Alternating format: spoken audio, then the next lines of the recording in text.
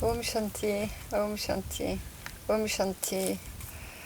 Alors, cette question qui est souvent posée, c'est la question concernant le libre arbitre.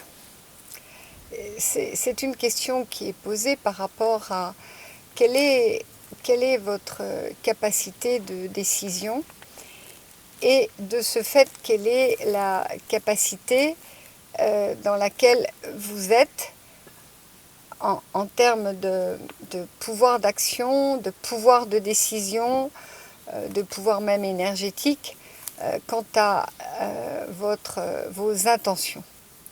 C'est-à-dire que entre cette question qui est « suis-je » êtes-vous dans votre libre arbitre? Et à côté de ça, vous avez le pouvoir et des intentions qui disent si vous vous posez, si vous vous centrez, l'univers répondra à votre souhait. C'est une sacrée question, n'est-ce pas, de comment ça s'articule et surtout là où ça se place. Quelquefois, je vous entends dire, pour ceux et celles que j'accompagne, et puis quand je bouge, oui mais ça, c'était ainsi, ça devait se décider, je suis guidée, etc., etc.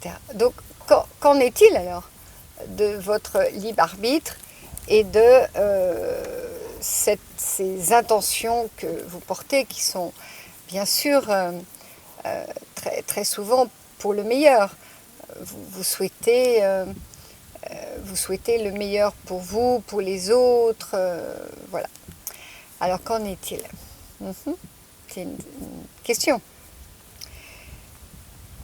Le libre arbitre, c'est un espace qui est d'abord désigné philosophiquement à partir de ce moment où vous conceptualisez que vous êtes, c'est étrange ce que je vais dire, mais à partir du moment où vous êtes désigné dans une forme de séparativité. Alors c'est étrange ce que je dis, n'est-ce pas? C'est quoi? Qu'est-ce que ça veut dire, mon libre arbitre et l'expression d'une forme de séparativité? Mais oui, parce que à la base, nous naissons et cette naissance, elle est associée au niveau cellulaire, au niveau du spermatozoïde, au niveau de l'ovule. Elle est associée à une orchestration qui est liée à notre fonctionnement biologique, organique, et qui n'est pas conceptualisé. C'est-à-dire qu'il y a une conscience, mais est-ce que la conscience et l'intellectualisation de la situation, est-ce que c'est la même chose? Non, ce n'est pas la même chose. La conscience, elle est multiple. Notre manière intellectuelle de réfléchir est assez souvent linéaire. C'est-à-dire souvent, nous comprenons que 1 et 2, enfin 1 et 1 font 2, ou 1 et 2 font 3, que si nous mettons la main au feu, nous nous brûlons. Si nous ne respirons pas d'air, nous allons étouffer, etc., etc. Donc notre aspect intellectuel, il est linéaire dans le sens de question-réponse. C'est en ce sens-là que je le signifie. Alors que la conscience, la conscience, je le dis souvent, le b.a.-ba de la conscience, je sais que je frappe un peu parfois l'ego et l'égotisme quand je dis que la base de la conscience, c'est la science de notre connerie. Et ce n'est pas une blague, la base. C'est les tâches de notre développement de conscience. C'est déjà de repérer les bêtises, les faux, là où nous sommes de travers, là où les réponses que vous attendez ne fonctionnent pas. Donc ça veut dire quoi? Ça veut dire regarder ces processus qui composent votre existence. Mais voyez que bien, quand je nomme tout ça, nous nous éloignons du libre arbitre et nous nous éloignons de ce qui est la conscience dans sa forme la plus biologique, organique, universelle. Je reviens à l'individu. Donc, si vous regardez la conscience dans son multiple et votre naissance, c'est bien parce que à l'intérieur de vous, il y a une certaine forme de séparativité dans ce qui vous occupe au niveau de ce qu'on nomme aujourd'hui la pleine conscience. Est-ce que c'est nécessaire de dire la pleine conscience, puisque la conscience est avec un grand E, un grand S et un grand T. Donc elle est dans le sens du verbe, dans le sens de ce qu'elle signifie de plus sacré. Le verbe, pour certaines tribus, et moi j'ai des mémoires à ce propos, c'est que le verbe n'était pas ce qu'il est aujourd'hui. C'était pas du blablabla. Bla, bla, bla. Le mot, comme en sanskrit, comme dans beaucoup de cultures, le verbe est porteur d'une énergie, porteur d'une forme et porteur d'un égrégore.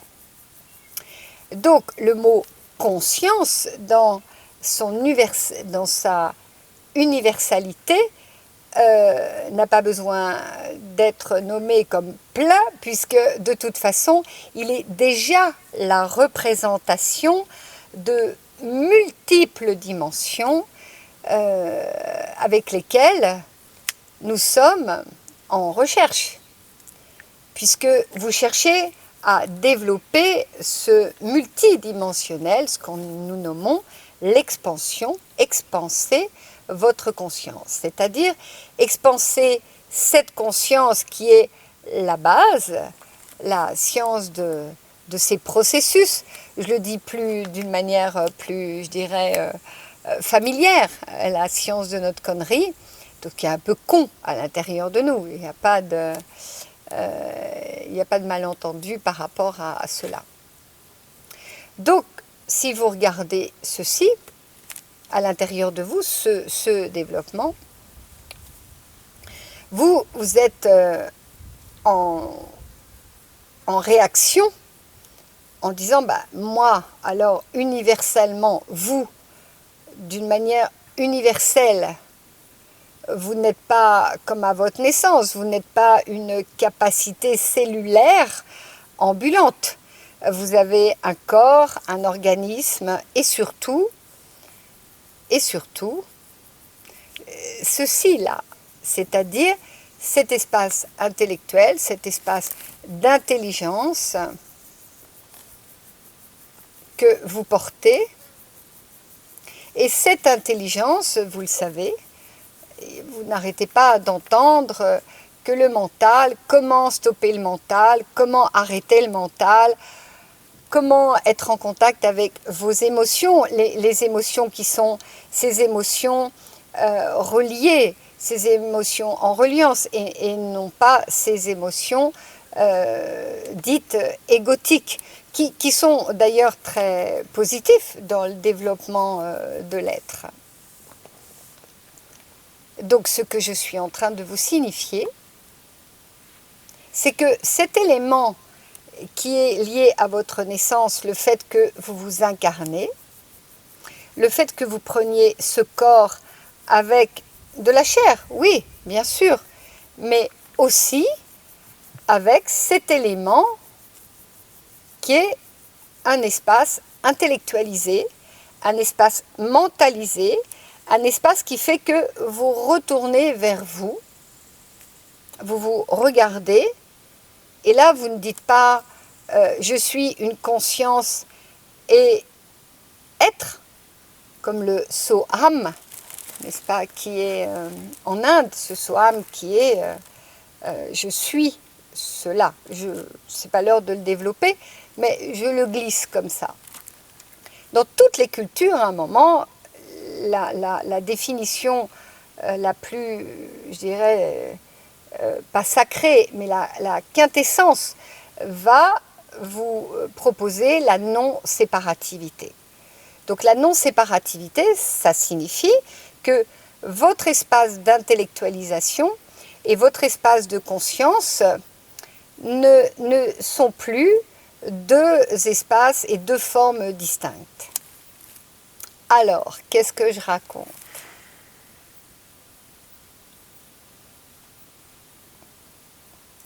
Je raconte que lorsque vous cherchez ce libre arbitre, vous cherchez un espace d'être libre.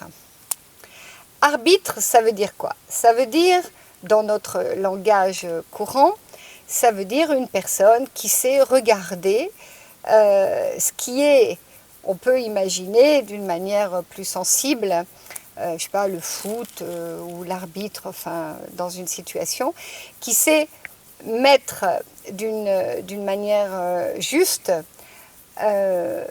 plusieurs éléments, la loi, l'ordre, pour que le jeu se fasse correctement.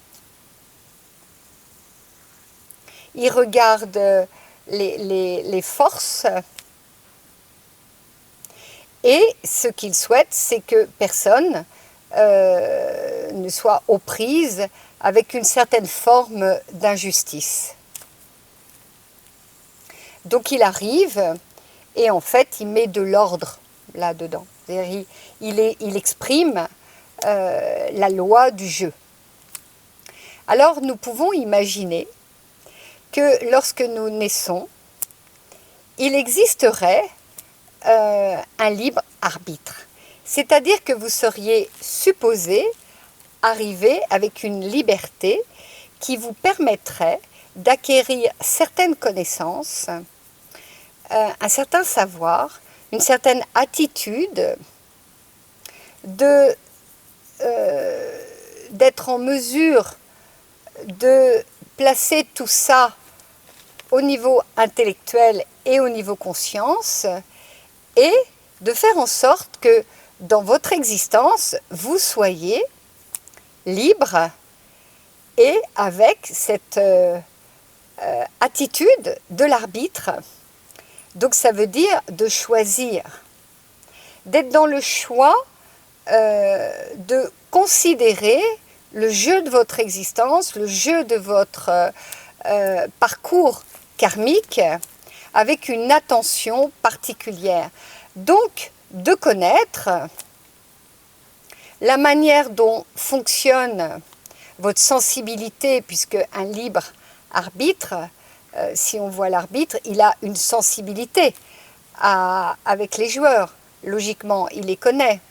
Donc vous êtes supposé, avant votre naissance, arriver et porter à l'intérieur de vous la liberté de continuer à développer de la connaissance, du savoir,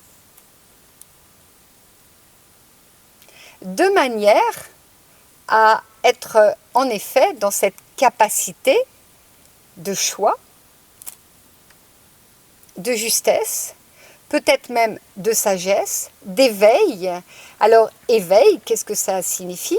Éveil, ça signifie qu'il n'y a plus de bagarre entre cet élément qui est votre incarnation et le multiple de la conscience.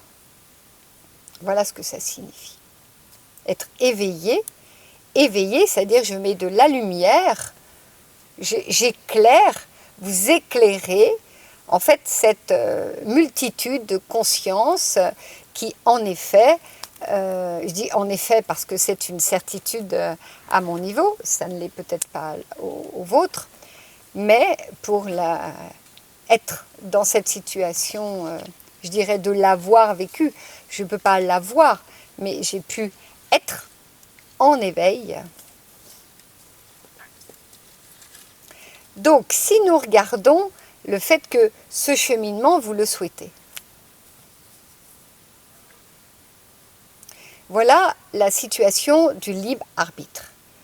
Maintenant, je pourrais aussi vous évoquer le libre arbitre avant votre naissance. Mais là, ce n'est pas le sujet. Le sujet, c'est souvent vous évoquez et vous dites, est-ce que là, je suis dans mon libre arbitre? Est-ce que ce que je fais, c'est mon choix ou est-ce que je suis influencée?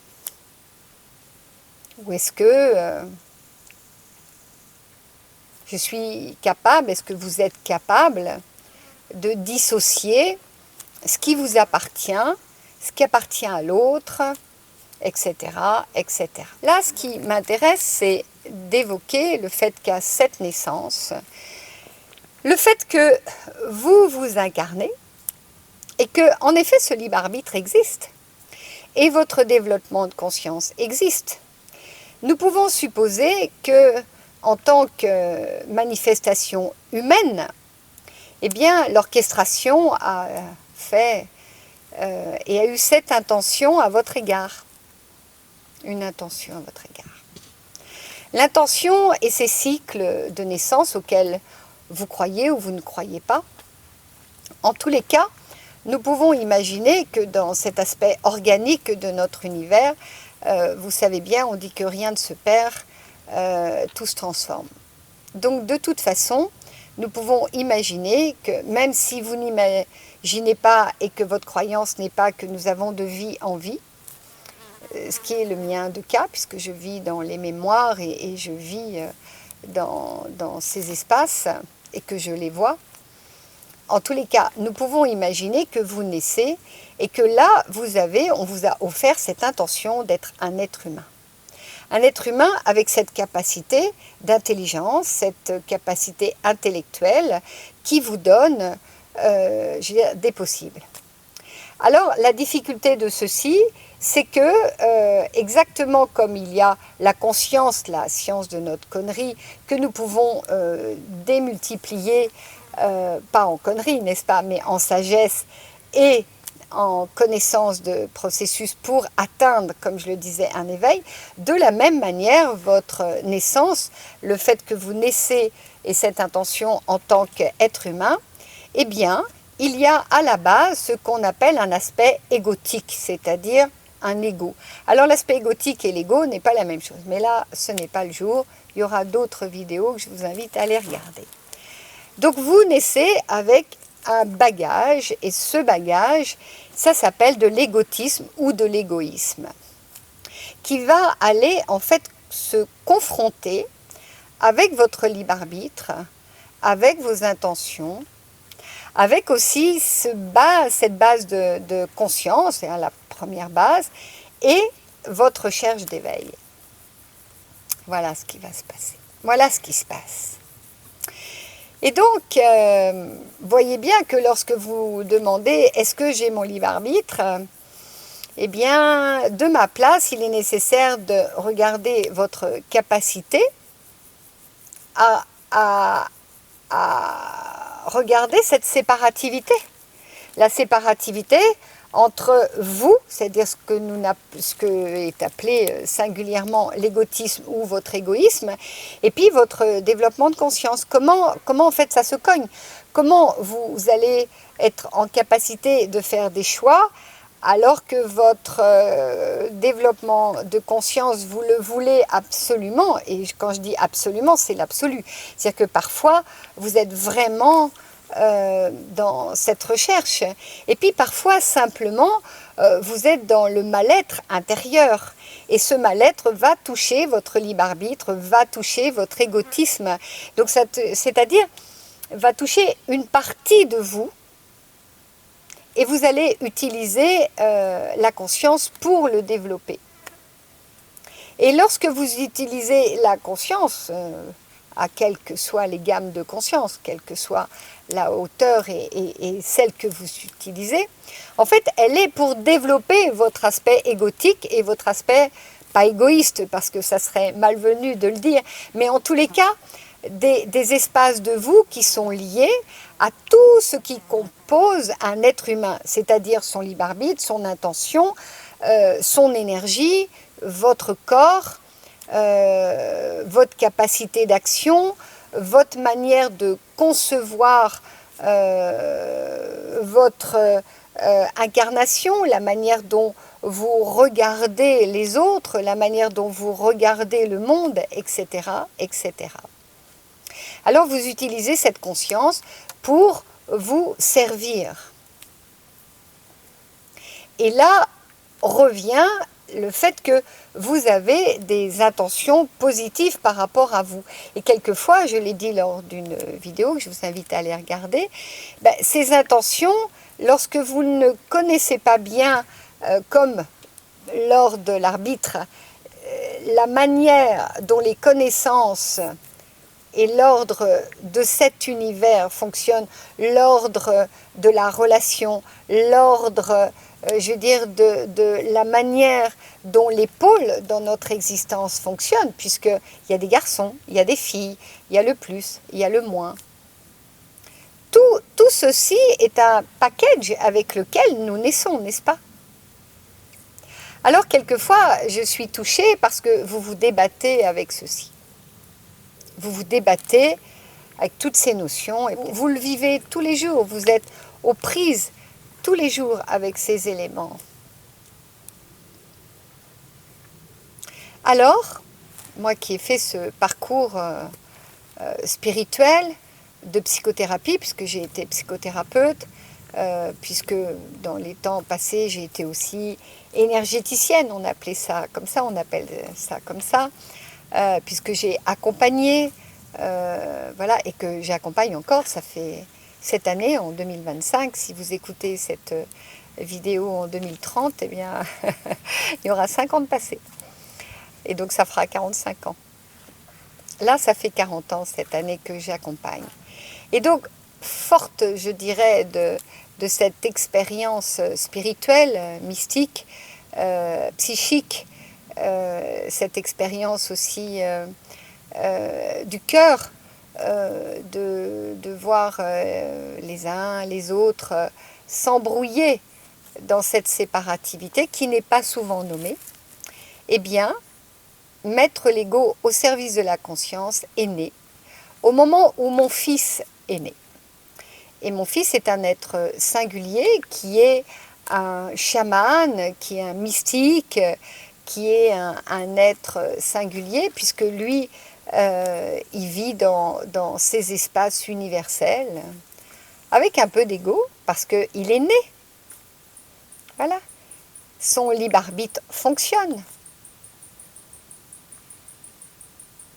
Et c'est né aussi mettre l'ego au service de la conscience au moment où j'étais psychothérapeute et je voyais les personnes s'embrouiller avec elles-mêmes, avec tout ce que je viens de nommer. Dans un quotidien, dans des éléments de vie les plus simples. Et puis, je voyais aussi les personnes venir qui avaient fait 20 ans, 30 ans de cheminement spirituel et en fait s'embourber avec eux-mêmes dans cette forme de séparativité. Parce que dans cette forme de séparativité, en fait, la plupart, et c'est ce que j'ai vu, et donc j'ai développé cet axe, je l'ai initié, et donc c'est toute une manière de concevoir votre existence, une manière de vous accompagner, qui dépasse la psyché si c'est nécessaire, mais qui regarde en fait cet élément de libre arbitre, cet élément d'intention, la manière dont vous le portez, cet élément qui est la connaissance, donc la connaissance de vos processus, la manière dont vous devenez vous-même, non pas acteur, parce qu'en fait, vous êtes déjà acteur de votre existence. Vous êtes déjà acteur, puisque vous êtes né, vous êtes déjà acteur. Par contre, ce qui vous manque, c'est la connaissance de comment utiliser cette force intérieure, cette capacité qui vous a été donnée, qui nous est donnée, d'utiliser un élément qui est notre libre arbitre, nos intentions, notre énergie qui a soif d'évoluer, de grandir, quel que soit votre étage et votre besoin d'évolution. Ce qui est le plus important, et je l'ai vu, c'est que ça fait donc 40 ans et ça fait 30 ans, Jonas a bientôt 30 ans, mon fils, et donc j'ai eu cette inspiration, le voyant, pendant 10 ans en accompagnant, que réellement, il était important de disposer de cette force intellectuelle, de cette force de votre choix, de développer à l'intérieur de vous, d'utiliser cette force égotique comme une énergie, une connaissance, pour votre expansion de conscience. Donc pour sortir de ce que vous souhaitez être libre. Donc soyons libres. Soyons libres et soyez libres de vous expanser. Et de ne pas être prisonnier de ce cadeau qu'est notre naissance. Et en fait de le mettre à contresens du pourquoi il nous est offert. Exactement comme nos muscles et cette force physique que nous avons est faite pour stimuler notre cerveau. À chaque fois que vous marchez, les talons, quand ils sont sur le sol, vos muscles vont d'une certaine manière stimuler votre cerveau, de manière que quand vous arrivez à un certain âge, vous soyez encore en activité. Donc vous voyez bien que notre cerveau, notre mental, oui, il peut s'arrêter, ça sera aussi lors d'une autre vidéo, mais là, ce qui est surtout important, c'est de l'utiliser de manière à rendre service à ce que vous souhaitez le plus, c'est-à-dire développer votre conscience. Voilà ce qui est mettre l'ego au service de la conscience. Et voilà la séparativité qu'il est nécessaire de conscientiser entre ce libre arbitre que vous avez à la naissance, qu'on vous offre, et la capacité, en effet, d'utiliser des intentions. Donc les intentions, elles vont vers la conscience. Mais si vous n'avez pas la connaissance et le savoir, la sensibilité de la manière dont fonctionnent les pôles, les polarités dans notre existence, si vous ne connaissez pas la manière dont vous pouvez éviter la séparativité, eh bien vous êtes déçu. D'où le fait d'apprendre à utiliser cet égotisme pour votre développement de conscience. Voilà. Merci. À tout vite, à tout bientôt. Au plaisir de vous rencontrer, au plaisir de vous voir, au plaisir de vous connaître. Om Shanti. Om, Om et Om.